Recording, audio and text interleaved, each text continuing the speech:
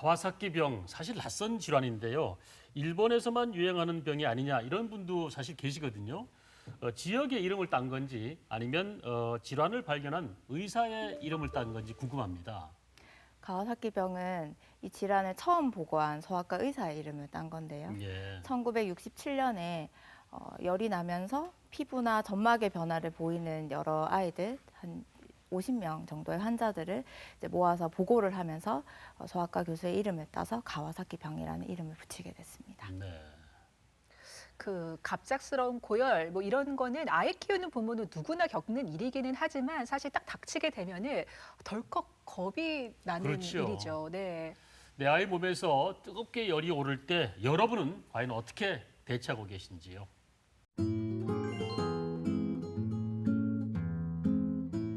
갑자기 고열나면 일단 해열제부터 먹이고요. 그리고 해열제 먹였는데 30분이나 1시간 내로 열이 안 떨어지면 그냥 미지근한 수건으로 좀 닦아주고. 좀 시원하게 옷을 벗기고요. 좀 닦아주거나 아니면 뭐 정말 심할 때는 응급실로 가고 39도 정도 돼야지 해열제를 좀 먹여요. 일단 열이 나면 이제 열감기일 수도 있고 아니면은 혹시나 또 더 큰 병이 있지 않을까라는 걱정이 돼서 그러니까 열이 나면은 제일 먼저 걱정이 되게 크더라고요. 뭐 해열제를 먹였다가 그래도 떨어지지 않으면 혹시나 다른 질환이 있을 수도 있으니까 병원에 가서 의사 선생님이랑 상담하고 진찰을 정확하게 받아보는 게 좋다고 생각합니다. 열 났을 때 예전에는 뭐 감기 이런 거만 있었는데 요즘에는 뭐 폐렴도 오고 뭐 수막구균 이런 것도 있어서 일단은 열 오면은 해열제 먹여보고 아니면은 응급실로 바로 가는 편이에요. 겨울철에는 특히 면역력이 떨어지니까 어떤 감염성 질환일 수도 있을 것 같은데 얼른 병원부터 먼저 가야죠. 네, 겨울이 되면 아무래도 면역력이 떨어질 수밖에 없죠. 독감뿐만이 아니라 또 다양한 감염 질환을 의심할 수밖에 없습니다. 네, 고열 증상만으로 가와사키병이라는 낯선 병을 의심하기란 쉽지가 않겠다는 생각이 드는데요. 여러분의 고민이 더욱 깊어지는 이유겠죠. 자, 약손 상담실을 통해서 알아보도록 하겠습니다. 네, 첫 번째 상담입니다. 자, 우리 아이의 몸에서 열이 심하게 나고 있습니다. 손바닥에 홍반 같은 것도 살짝 보이는데요. 그 외에는 다른 증상이 없거든요. 감기는 아닌 것 같다고 하고 또 증상이 많지 않아서 확진이 어렵습니다. 증상이 명확하지 않아도 가와사키 병일 가능성이 있나요? 이게 감기나 편도선염, 요로 감염 같은 경우도 열이 많이 그렇죠, 나는데 네. 고열 외에도 또 다른 증상을 보여야 확진이 가능할 텐데 가와사키병 증상 구별이 좀 명확하게 구별이 되나요? 가와사키병은 증상으로 진단을 할 수 있는 병이기 때문에 네. 가와사키병에서 특징적인 증상들이 모두 한 시점에 있다면 누가 봐도 가와사키병을 진단할 수 있습니다. 어렵지 않은데 네. 문제는 이런 증상들이 한 시점에 이렇게 동시에 나타나는 게 아니라 서로 시간을 달리하면서 하나는 생겼다가 소실됐을 때 또 다른 게 생기고 할 수 있기 때문에 증상이 발현되고 며칠이 지나고 나서야 이제 증상들이 누적이 되면서 비로소 그때 진단을 되게 되는 경우가 있어서 진단 과정에서 기다림이 좀 필요한 질환이라고 할 수 있습니다. 네. 두 번째 사연도 만나보겠습니다. 두 아들 중 형이 가와사키병 진단을 받고 치료 중입니다. 문제는 형제 간의 우애가 워낙 좋아서 매일 붙어 다니는데 원인을 잘 모른다고 하니 혹시나 감염이 되지 않을까 걱정입니다. 만일을 위해서 큰아이와 동생을 격리해야 할까요? 고민스럽겠네요. 일반적으로 좀 고열을 동반하는 수족고나 뭐 바이러스성 뭐 장염 같은 경우에는 학교를 쉬기도 하는데 이런 가와사키병 전염성 주의해야 될까요? 네, 전염은 걱정하지 않으셔도 됩니다. 가와사키병이 학교나 집단에서 집단 발병을 했다는 보고가 없다는 것은 전염으로 이제 유행되는 병은 아니라는 걸 뜻하고요. 대신에 가족 안에서 특정 감수성을 가진 사람이 가와사키병이 생겼다. 그러면 다른 가족 구성원이 같은 감수성을 가지고 있다면 다른 가족도 생길 수 있는 가능성이 있기 때문에 가족 내에서는 조금 유병률이 높아질 수 있다. 이런 점만 알고 계시면 되겠습니다. 네, 전염되진 않지만 가족력은 조금 주의를 해야 된다라고 말씀하신 것 같습니다. 네. 자, 그럼 세 번째 사연 열어보겠습니다. 자, 너무 기본적인 질문일 수 있겠지만 아이가 열이 날 때마다 어떻게 대처해야 할지 모르겠습니다. 열이 몇 도 정도 올라야 위험 수위인지 그리고 제대로 대처하지 못하면 어떤 위험이 생길 수 있을까요? 사실 이게 기본적인 질문이라고 하셨는데 가장 중요한 질문이 아닐까 저도 생각이 늘 들어요. 궁금하거든요. 네. 아이가 1도만 올라도 아빠는 괜찮다. 맞아요. 엄마는 또 안 돼. 안 빨리 돼. 병원에 가야지 가야죠. 하시거든요. 자, 정확한 기준을 한번 체크해 보는 게 좋을 것 같은데 어떻습니까? 발열의 사전적 정의는 38도 이상의 심부 체온을 보일 때입니다. 네. 그래서 38도가 넘으면 일단 아이는 열이 있다는 것을 알고 계셔야 되고요. 37도에서 38도 사이의 체온이 있다면 미열감이 있기 때문에 더 오르지 않는지 추이를 지켜보시는 것이 필요합니다.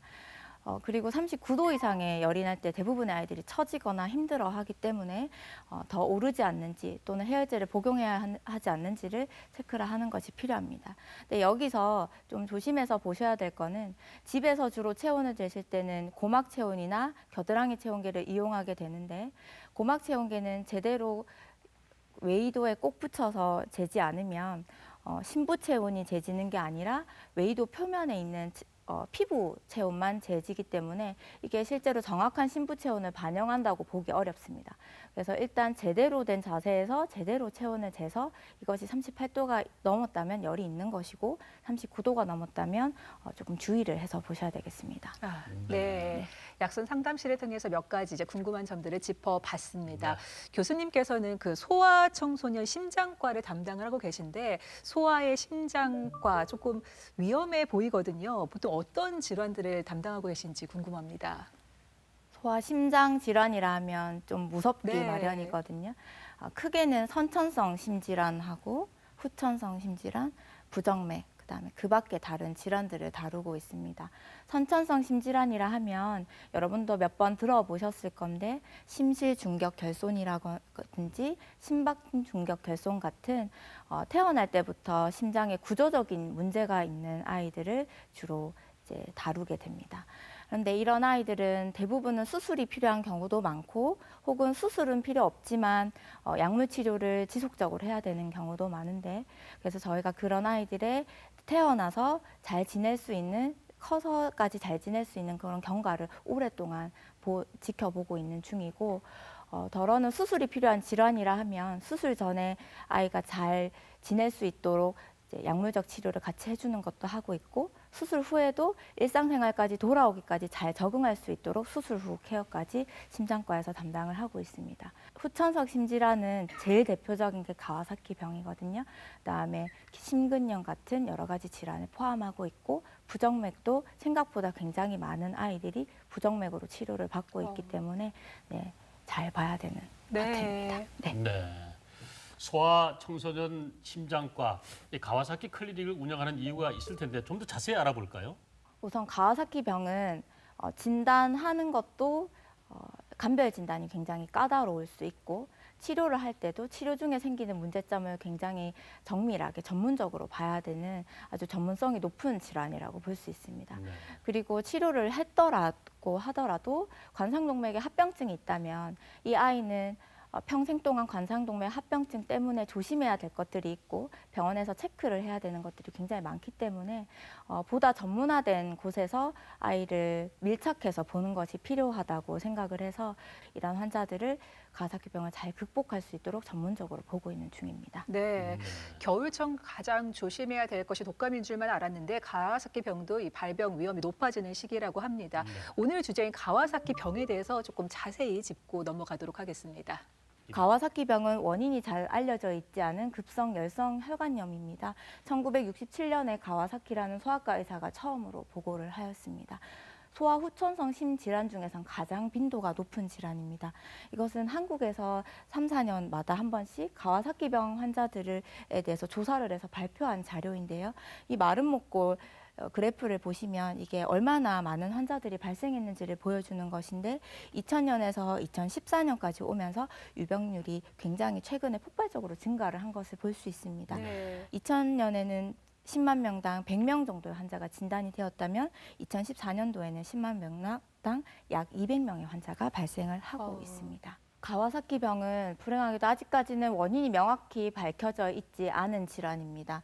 특정 연령층에서 많이 생긴다고 되어 있는데 가와사키병이 생긴 환자들을 나이로 나눴을 때 5세 이하의 환자가 87%나 될 정도로 어린 아이들에서 굉장히 많이 발생할 수 있는 질환입니다. 계절적으로도 특징이 있는데요. 어떤 나라에서는 여름과 겨울 또는 봄과 겨울에 많이 생기기도 하는 걸 보면 특정 계절에 유행하는 감염성 요인 때문에 연관이 됐을 가능성도 있습니다. 네. 이 자료는 이제 한국에서 4년 주기에 한 번씩 가와사키 병에 대한 역학조사를 해서 발표하는 자료인데 보시면 이 겨울과 여름에 폭발적으로 환자 수가 올라가면서 피크를 이루는 것을 볼 수 있습니다.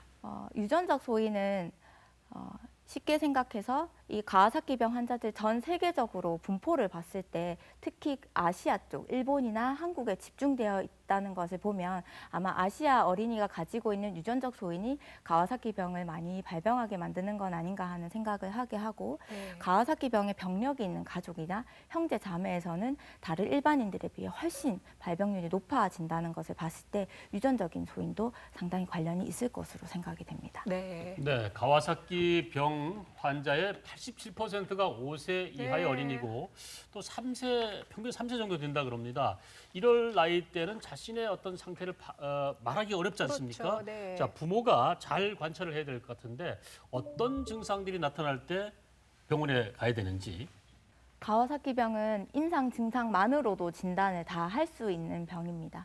일단 필수적으로 5일 이상의 고열이 나야 되고요. 양측 안구의 결막 충혈이 된다거나 구강 점막에 변화가 있다거나 사지 말단의 변화, 피부 발진, 임파선 종대 등이 이제 그 진단 증상이 될 수 있겠는데 이것을 한 타이밍에 다 가지고 있다면 아이는 보통 이런 모습으로 병원에 찾아오게 됩니다. 눈과 입술, 손발, 전신에 발진이 생기거나 발적이 생기면서 전반적으로 굉장히 벌겋게 보이고 그다음에 아이는 5일 이상 고열로 고생을 했기 때문에 굉장히 급성으로 아픈 기색이 역력한 상태로 병원에 오게 됩니다. 이것을 각각의 증상에 따라 자세하게 보시면 일단 고열은 5일 이상 지속되는 게 특징이고 38.5도 이상의 고열이 반복되는 오르락내리락 하는 것이 특징입니다.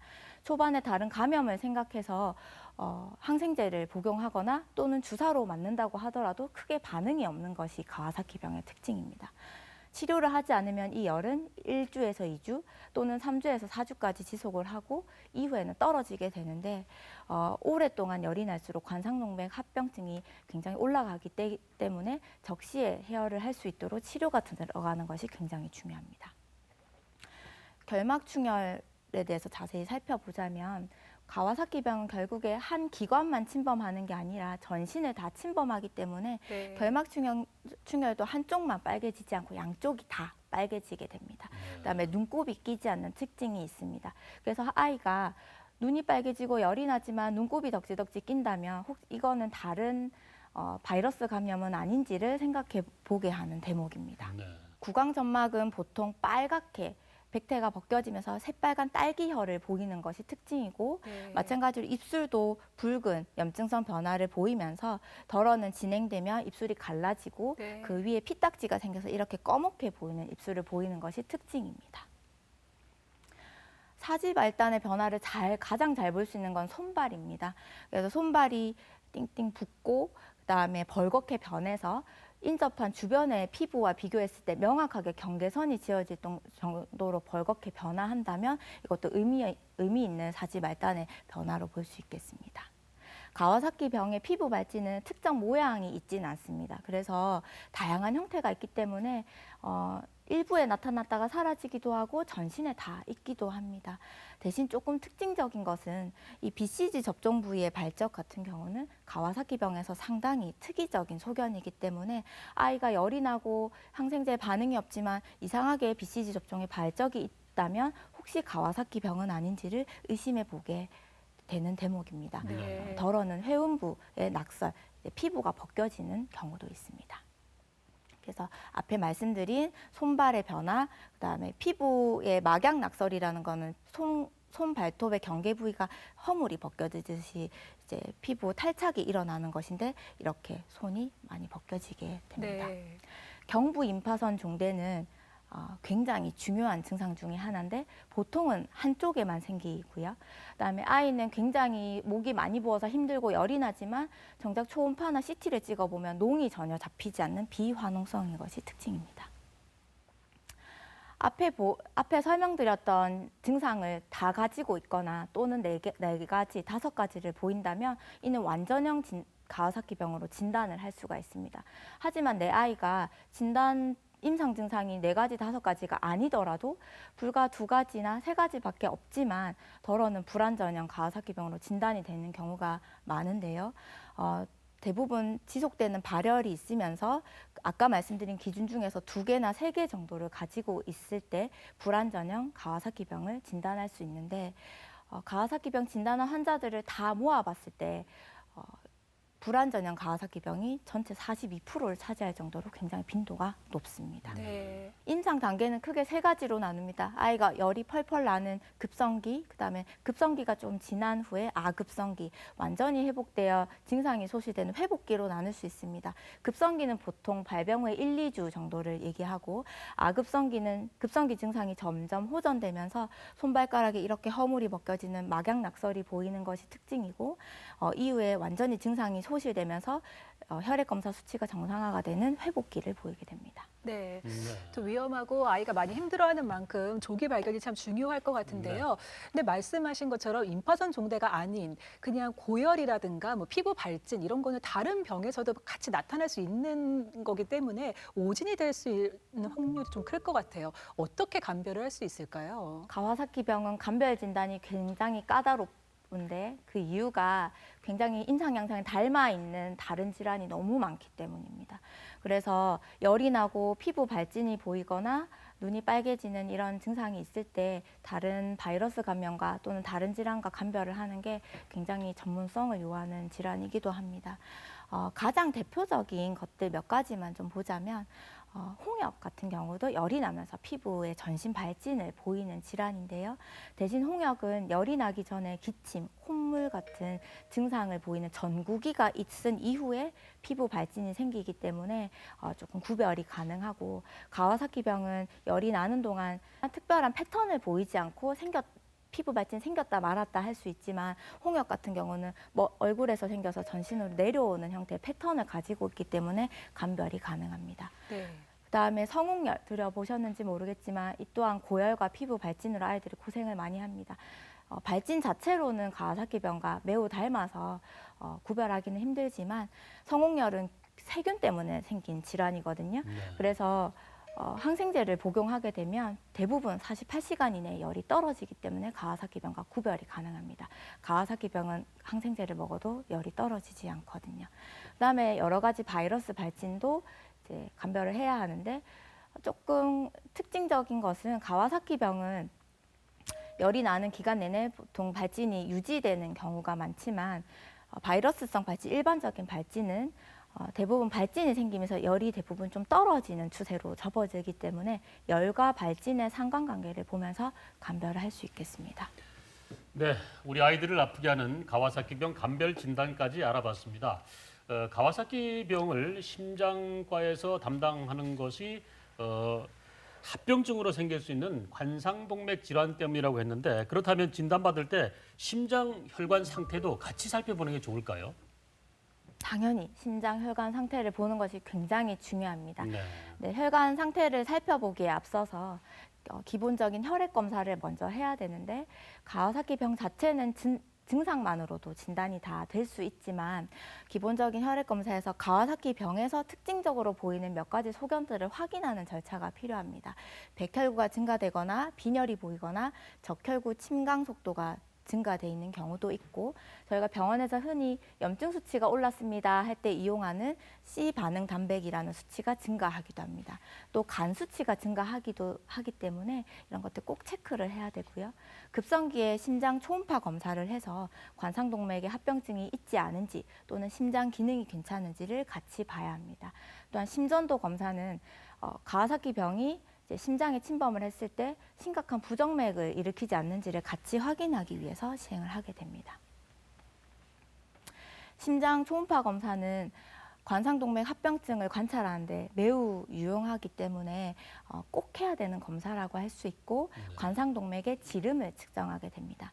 관상동맥은 대동맥에서 뻗어나와서 양쪽으로 이제 뻗어나가서 심장 자체를 먹여 살리는 혈관이기 때문에 굉장히 중요합니다. 그래서 사진을 보시면 이렇게 동그랗게 대동맥이 있을 때 양쪽으로 퍼져나가서 왼쪽을 먹여 살리는 부분이 좌관상동맥, 오른쪽을 먹여 살리는 동맥이 우관상동맥으로 이제 이름을 붙이는데 특징적인 거는 대동맥에 비해 굉장히 가늘죠. 보기 어려울 정도로 가는 게 특징입니다. 그런데 이 관상동맥 지름을 측정했을 때 가와사키병 환자들에서 이렇게 누가 봐도 보일 정도로 많이 늘어난 환자가 있다면 이것은 가와사키병의 합병증으로 관상동맥의 확장 또는 관상동맥류가 발생한 것을 뜻하기 때문에 굉장히 위험한 사인입니다. 관상동맥 지름은 똑같은 3mm라고 해도 1살 아기에게서 보이는 3mm와 큰 성인에서 보이는 3mm는 의미가 다르듯이 아이의 체표 면적과 대비를 해서 이게 얼마나 늘어나 있는지를 측정하게 됩니다.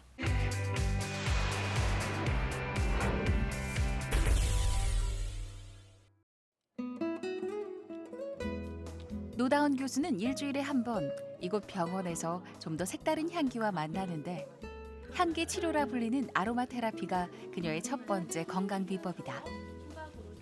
사실 아로마 테라피 수업은 중증 환자 보호자들의 정서적 안정을 목적으로 시작된 것이었다. 처음엔 보호자를 위한 마음이었지만 지금은 자신의 마음까지 치유하는 더없이 좋은 친구가 됐다. 아로마 테라피를 처음 시작할 당시에 제가 일적으로 굉장히 바쁜 시기에 시작을 하게 됐는데 바쁘게 지내면서 제 자신의 감정에 대해서 사실 들여다볼 기회가 별로 없었거든요. 근데 아로마 테라피에서 감정 조절이나 자신의 감정을 들여다보는 연습을 하면서 저도 몰랐던 저의 내면 상태를 많이 알게 된 것 같아서 좋았고 속에 내재되어 있는 우울이나 좌절, 절망 같은 것들을 접근을 잘 해서 자기 속을 잘 들여다볼 수 있게 되는 계기가 되기 때문에 보호자분들의 만족도도 굉장히 좋고 바쁜 진료를 마치고 잠깐 짬을 내서 마시는 주스 한 잔. 제때 끼니를 챙기기 힘들지만 노다운 교수가 반드시 지키는 식생활 규칙. 하루 한 끼 건강 주스 마시기다. 주스를 마시게 된 건 한 6개월 정도 됐고요. 매일 아침 주스로 이제 끼니를 대신하는데 사과와 바나나에는 식이섬유가 풍부하고 마찬가지로 고구마에도 식이섬유가 아주 풍부하거든요. 그래서 일단 변비 예방에 아주 좋고요. 그다음에 고구마나 단호박은 포만감은 높여주면서 상대적으로 칼로리가 낮은 편이기 때문에 한 끼로 아주 든든하게 대체를 할 수 있습니다. 그리고 사과와 바나나의 항산화 효과로 피부 미용도 같이 신경을 쓸 수 있는 장점이 있습니다. 노다운 교수의 건강 비법 세 번째는 뭉친 근육을 풀고 자세를 바르게 해주는 스트레칭. 아로마로 마음 건강을, 건강 주스로 생활의 활력을, 스트레칭으로 근육 건강을 지켜보자. 컴퓨터 모니터를 볼 때는 주로 앞으로 숙인 자세로 계속 보게 되기 때문에 목을 뒤로 해서 이완을 시켜주는 동작을 많이 하게 되는데 주로 엄지를 어깨에 받치고 이렇게 손가락 3개로 목을 받쳐서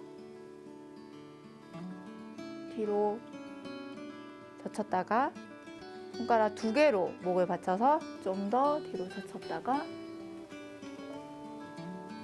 또 손가락 하나로 목을 받쳐서 좀 더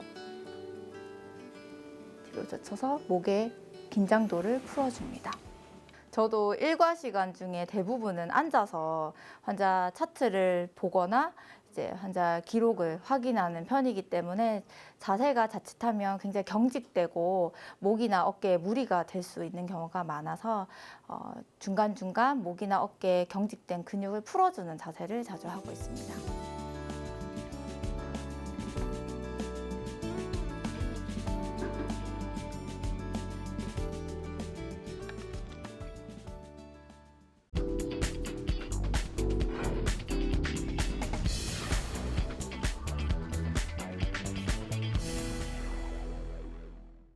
네, 이제 교수님께서는 소아청소년과에 계시다 보니까 아이들을 많이 만날 텐데 아이들을 사실 치료한다는 거는 힘들기도 하고 마음까지 좀 다독여가면서 해야 되는 일이잖아요. 좀 아이 환자와 좀 어떤 관계를 유지하시는지 또 기억에 남는 특별한 환자 사례가 또 있는지도 궁금합니다.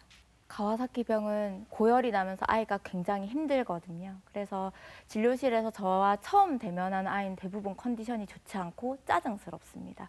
그래서 그럴 때는 가능하면 아이를 덜 괴롭게 해주는 뭐 약물이라든지 제가 필요한 처치들을 해주는 것이 가장 최선이라고 생각을 하고, 입원 중에는 부모의 얘기에 귀를 많이 기울이게 되는데, 저는 이 아이를 이번에 처음 봤더라도 아이가 평소와 비교해서 얼마나 컨디션이 처지는지, 복통의 양상이 얼마나 달라졌는지는 사실 부모님이 제일 잘 아시거든요. 그래서 입원 중에 부모님이 말씀하시는 아이의 변화들에 귀를 기울이는 게 이제 가장 제가 생각한 중요한 점이라고 생각을 하고, 가장 기억에 남는 환자라 하면 아무래도 심한 가와사키 병으로 온 환자가 기억에 남겠죠. 그래서 예전에 4살 정도 된 남자아이가 처음에 왔을 땐 저혈압으로 병원에 찾아왔었거든요. 근데 알고 보니 진단을 해서 보니 가와사키 병이 너무 심한 나머지 심장 근육에 침범을 해서 심장 기능이 너무 떨어져서 저혈압으로 온 환자였습니다. 그래서 이 환자한테는 정맥용 면역글로불린과 고용량 스테로이드를 이제 조기에 투여를 하고 경과를 봤는데, 다행히 퇴원 전에 심장 기능이 많이 돌아와서 네. 굉장히 다행이라고 여겼었습니다. 심장 기능이 떨어진 것은 약물적 치료로 돌아오면 굉장히 다행이지만, 돌아오지 않으면 이 아이는 평생 심장 기능이 떨어진 상태로 살아야 하고 드물게는 이식이 필요한 경우도 있어서 굉장히 가슴을 졸였던 기억이 있습니다. 네. 네, 심장 합병증으로까지 번진 아이의 얘기까지 해주셨는데 빨리 치료하는 게 필요하겠는데, 가와사키 병은 어떤 방법으로 치료가 될까요? 가와사키 병은 약물로 치료를 하는데요. 정맥용 면역글로불린과 아스피린으로 주로 치료를 하게 됩니다. 정맥용 면역글로불린이라는 것은 인체에 정제된 항체를 투여를 해주는 거라고 볼 수 있는데, 보통 이렇게 링거병에 담아서 10시간에서 12시간 정도 천천히 주입을 하게 됩니다. 작용 기전은 명확하진 않지만 대부분 투여를 하게 되면 해열이 되면서 임상 증상이 호전이 되게 됩니다. 치료를 하지 않으면 관상동맥 합병증이 20% 가까이 발생하기 때문에 조기에 면역글로불린을 쓰는 것이 굉장히 중요합니다. 아스피린은 미국 심장학회에서 권고하는 바로는 몸무게당 100mg의 고용량을 사용하도록 권고되고 있지만, 최근에는 30mg에서 50mg 정도의 중등도의 용량으로 이제 치료를 하는 추세가 되고 있고요. 보통은 이런 중등도의 용량을 쓰다가 아이가 열이 떨어지게 되면 바로 저용량 아스피린으로 용량을 낮춰서 주게 됩니다. 이 저용량 아스피린은 혈소판이 응집돼서 생기는 혈전을 방지하려는 목적이기 때문에 며칠 쓰고 끊는 것이 아니라 6주에서 8주간 꾸준히 복용을 해야 합니다. 이런 면역글로불린을 투여해도 다시 열이 나거나 해열조차 되지 않는 경우를 저항성 가와사키 병이라 해서 치료에 저항이 있다라는 뜻인데요. 초기에 면역글로불린을 한 차례 주고 나서도 계속 발열이 지속되거나 열이 잠깐 떨어지는 듯 하다가 다시 발열이 생기는 경우를 뜻합니다. 국내 역학조사에 따르면 11.6%에 달하는 환자가 초기 치료에 반응이 없어서 이제 추가 치료가 필요한 저항성 가와사키 병으로 진단이 되었습니다. 네. 똑같은 환자에서도 이 환자가 저항성 가와사키 병으로 이행할 가능성이 높은 위험 인자가 몇 가지 있는데, 나이가 너무 어리거나 나이가 또는 6세 이하 초과가 될 정도로 너무 많거나 여아보다는 남아에서 더 많이 생기고, 초반에 백혈구 수가 높을수록, 그다음에 혈색소와 혈소판 수는 낮을수록 저항성을 보일 가능성이 높습니다. 또한 혈청 알부민이 낮을수록, 간 수치가 높을수록 저항성의 가능성이 높고, C 반응 단백이라는 저희가 흔히 말하는 염증 수치가 높을수록 저항성을 띨 가능성이 있기 때문에 이런 인자들을 가지고 있는 환자들은 주의해서 치료를 해야 합니다. 네. 저항성 가와사키 병 환자의 경우에는 면역글로불린을 한 번 더 투여하는 방법이 있고, 또는 고용량 스테로이드를 3일간 투여하는 방법이 있습니다. 이런 치료에도 호전이 되지 않는 경우에는 종양괴사인자 억제제라는 말은 굉장히 어렵지만 보통 생물학적 제제라고 표현을 하는데 이런 약을 주기도 합니다. 이제 염증 반응을 매개하는 몸속에 여러 가지 물질이 있는데 이 염증 반응을 매개하지 못하도록 중간에 차단하는 것이라고 보시면 되겠습니다. 환자들은 주로 여러 가지 증상을 보일 수 있습니다. 앞에서 설명드린 5가지 증상 이외에도 아이가 이유 없이 보채거나 배가 아프다거나 구토 설사를 보이는 경우도 있고 홍채염이 생길 수도 있고 관절이 아프다고 하는 경우도 35%에 달합니다. 또한 무균성 뇌수막염이라고 해서 머리가 너무 아프고 토해서 뇌척수에 검사를 했지만 균이 하나도 나오지 않았고 그렇지만 아이는 계속 뇌수막염 증상을 보이는 그런 경우도 많고요.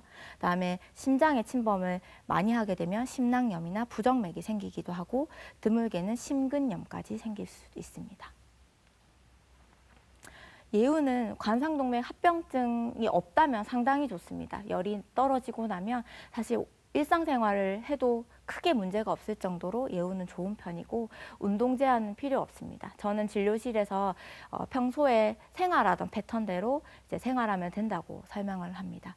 대신에 5mm 이상의 관상동맥이 늘어나 있는 변화가 있다면 이는 정기적으로 추적 관찰이 필요하기 때문에 병원을 꾸준히 다니셔야 합니다. 네. 앞서서 그 치료 방법에 아스피린 말씀을 하셨는데 사실 아스피린은 그 아이가 복용할 경우에는 뭐 위점막 그 출혈이라든가 뇌 급성 부종을 일으키는 라이 증후군 이런 합병증이 올 위험도 있다는 얘기가 있더라고요. 어떻습니까? 아스피린은 용량마다 효과가 다른데 해열이나 항염증 효과로 쓰는 아스피린은 굉장히 고용량 아스피린이고 라이 증후군이나 위장관 출혈은 대부분 용량을 많이 썼을 때 생기는 부작용이기 때문에 저용량으로 쓰면 크게 걱정은 안 하셔도 됩니다. 대신에 이전의 가와사키병 급성기 치료에서는 미국 심장학회에서 몸무게당 100mg 정도의 고용량 아스피린 쓰도록 권고를 하고 있었지만 최근에는 몸무게당 30에서 50mg 정도의 중등도 용량으로 이제 치료를 하는 추세이기도 하고 이후에 해열 이후에는 즉시 저용량 아스피린으로 용량을 낮춰줍니다. 그런데 이 저용량 아스피린은 라이 증후군이나 위장관 출혈 같은 부작용의 위험성은 없다고 알려져 있으니까 크게 걱정은 안 하셔도 될 것 같고 그다음에 중등도 아스피린을 쓰는 중이더라도 환자의 증상이나 컨디션이 변화가 있는지를 면밀히 본다면 아마 합병증을 예방할 수 있지 않을까 생각합니다. 네, 그리고 약을 쉽게 삼키지 못하는 애들이 상당히 많거든요. 그렇죠. 자, 처방을 받아서 약을 먹었는데 약을 토했다면 그 약을 다시 먹여야 될까요? 약을 복용한 직후에 토한 것이 아니라면 다시 복용을 하지는 않으셔도 됩니다. 보통은 복용 후에 30분 정도가 되면 혈중 농도에 도달할 수 있기도 하고 복용을 일부 소실하였다고 하더라도 이전에 복용했던 약의 효과가 남아있기 때문에 크게 부작용이나 이런 것은 걱정하지 않고 내일 정해진 시간에 복용을 하시면 되겠습니다. 네. 그 아이들의 경우는 사실 그 시기마다 이제 맞아야 될 예방 접종도 많고 해야 될 게 많은데 감기 같은 거 걸렸을 경우에는 약간 미루잖아요. 가와사키병도 이걸 치료하고 있을 때는 그 예방 접종 같은 거를 하는 거 조금 미뤄야 될 필요가 있겠죠? 어떻습니까? 네. 가와사키 병을 앓고 난 이후의 환자들에게선 수두와 독감 백신은 필수라고 할 수 있습니다. 가와사키 병 때문에 관상동맥 합병증이 있어서 장기간 아스피린을 복용해야 될 경우에는 반드시 수두와 독감 백신을 하라고 권고를 하는데 이 중에 좀 주의를 하셔야 되는 것은 생백신, 특히 MMR이나 수두 같은 경우는 고용량 면역 글로불린 치료를 한 이후에 11개월 안에 맞으면 어차피 맞아도 저희가 원하는 면역 반응을 유도할 수 없기 때문에 맞아도 효과가 없다고 볼 수 있습니다. 그래서 11개월을 연기하라고 얘기를 하고 대신 11개월이 되지 않았더라도 계절에 맞다면 독감 백신은 꼭 하시는 것을 추천합니다. 네. 꼭 예방접종이 아니더라도 건강관리에 대해서 좀 알아보자면 특별하게 정해진 권고사항은 따로 없지만 심장에 좋은 영향을 줄 수 있도록 섬유질이나 비타민이 풍부한 심장 건강식을 하는 것이 좋겠고 적당한 운동을 하는 것이 좋겠습니다. 그리고 관상동맥 합병증을 가진 환자들은 추후에 어른이 돼서도 흡연 같은 관상동맥에 안 좋은 영향을 주는 인자든 안 하시는 것이 좋습니다. 그래서 흡연은 하시면 안 되고요. 그다음에 주기적으로 콜레스테롤을 모니터링하는 것도 한 방법이 되겠습니다. 네. 네, 아이들의 몸은 어른의 축소판이 아니라 또 다른 세계라고 말들을 하는데요. 가와사키 병에 있어서도 기존의 진단 기준과 전혀 다른 증상을 보이는 아이들이 많다고요. 어떻습니까? 모든 아이들이 아까 본 그림처럼 전형적이면 참 좋겠지만 다른 아이들이 몇 명 있어서 소개를 드리겠습니다. 2세된 여아였고 열도 5일간 나고 눈도 빨개지고 전신에 발진도 있고 손발도 붓고 입술도 붉어지고 딸기열을 보여서 누가 봐도 가와사키병으로 진단은 할 수 있었는데 조금 응급 상황이었던 것은 응급실에 도착할 당시에 혈압이 매우 낮았었습니다. 네. 그래서 응급으로 심장 초음파 검사를 했더니 수축기 자심실 기능이 굉장히 저하된 것을 볼 수 있었습니다. 심장 기능이 매우 떨어져 있어서 저혈압이 되었다는 것이죠. 저혈압이 동반되었다는 것은 가와사키병에서 응급 그리고 중증을 의미합니다. 심장 근육 전반에 염증이 침범해 있기 때문에 저혈압이 생기는 것이고 대부분 증상을 보이진 않습니다. 어떤 아이도 엄마 나 혈압이 낮아라고 얘기하지 않잖아요. 그래서 무증상이지만 혈압이 낮은 것을 저희가 조기에 확인을 하는 것이 필요합니다. 네. 이들 환자들은 처음부터 고용량 스테로이드로 강력하게 염증 반응을 저해하도록 치료를 하게 됩니다. 두 번째 증례는 5살 된 남아였고 열이 8일 동안 오래 났고 안검충혈이 되면서 입술도 빨개지고 손발도 발갛게 붓고 경부 임파선이 크게 부어 있었던 환자였습니다. 이 환자는 다행히 혈압은 잘 유지가 되었는데 이상하게 청진을 했을 때 심음이 규칙적으로 들리지 않고 그래서 심전도 검사를 좀 더 빨리 했더니 불규칙한 맥박을 보이는 것을 확인했습니다.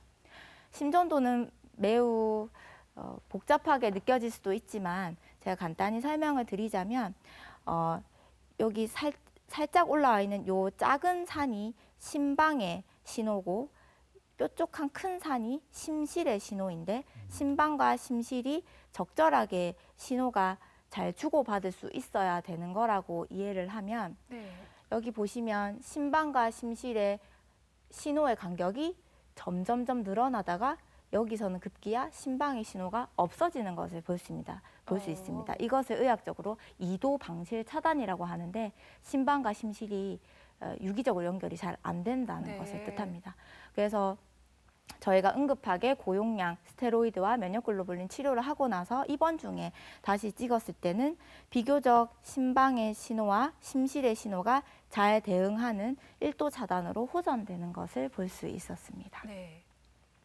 그래서 맥박이 불규칙한 가와사키병 환자도 굉장히 중증이라고 보셔야 됩니다. 심장 근육 그 안에 전기 전도를 하는 시스템을 침범한 거기 때문에 마찬가지로 고용량 스테로이드로 치료를 하게 되겠습니다.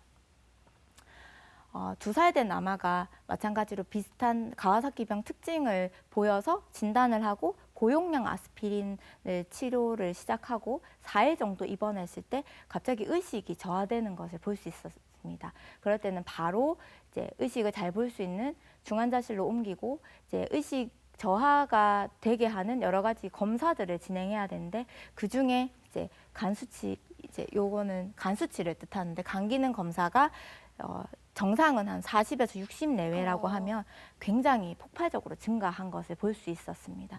그래서 이런 환자들은 다행히 독감 검사나 수두와 감염과 같은 시간대가 아니라서 라이 증후군이라고 말하기는 어렵지만 의식 저하가 되면 반드시 간 기능 검사를 잘 보셔야 되겠습니다. 그래서 고용량 아스피린에 대한 부작용으로 아까 말씀드렸듯이 간 수치가 굉장히 올라가거나 의식이 떨어질 수 있게 되는데 보통 바이러스 감염과 동반돼서 고용량 아스피린 쓰게 되면 라이 증후군 발생 가능성이 굉장히 높습니다. 네. 그래서 최근에는 면역 글로불린을 함께 쓴다면 심장학회에서 권고하는 몸무게당 100mg의 고용량이 아니라 30에서 50mg 정도의 중등도의 용량을 사용하는 추세입니다. 그래서 이 가와사키병은 굉장히 이름은 생소하지만 적시에 진단이 되지 않으면 굉장히 심각한 합병증을 일으키고 이 합병증은 결국에 아이의 평생을 지배하게 되기 때문에 진단이 굉장히 중요하다는 것을 알아주셨으면 좋겠고 활력증후, 쉽게 말해서 심장 혈압이나 심박수 또는 심전도의 모니터링을 잘해야 한다는 것. 그다음에 열과 임파선 종대만 보이는 불안전형 가와사키병은 굉장히 눈여겨봐야 한다는 것. 그다음에 초기에 혈액 검사 변화를 잘 봐야 한다는 것. 그다음에 고용량 아스피린 사용을 주의해야 한다는 것. 관절염이 올 수 있다는 것. 이런 것들을 알고 계시면 좋겠습니다. 네. 자, 이렇게 어려운 치료 잘 받아가지고 어린 시기에 가와사키병 잘 이겨냈으면 나중에는 좀 걱정 놓아도 괜찮을까요? 어떻습니까? 가와사키병은 관상동맥 합병증이 없이 잘 회복이 됐다면 크게 향후에 걱정을 하지 않으셔도 됩니다. 미국 심장학회에서는 관상동맥 합병증이 없는 환자의 경우에는 발병 후 1년까지만 병원에서 추적 관찰을 하고 나면 평소와 같은 생활을 해도 된다고 권고가 되어 있듯이 크게 걱정을 하지 않으셔도 되지만 만약에 관상동맥 변화가 있다 하면 정기적으로 병원을 다니면서 관상동맥 크기의 변화도 보고 심장 기능을 측정하는 다른 검사들도 병행을 하는 것이 필요하겠습니다.